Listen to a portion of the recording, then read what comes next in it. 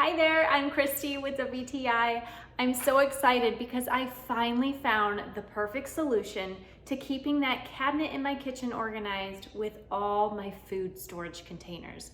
This is a lid organizer from SWOMMOLY. What I really love about this is that you can customize it for exactly what you need. It comes with 8 different dividers, and you can see these little holes that are notches. You can place these exactly where you need them to be.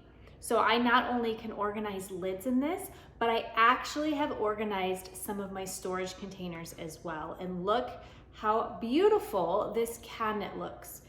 It has truly maximized the space and made everything so easy to find.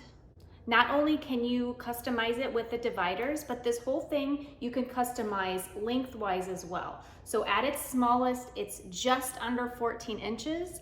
And then when you pull it out, it can exceed just over 25 inches. So I have mine customized to the depth of the kitchen cabinet itself. And what's nice is once you have these dividers in, the whole thing locks into place so it won't move. For me, this has really been the best solution I've found so far in organizing lids and storage containers, so I would highly recommend it. And that's my point of view.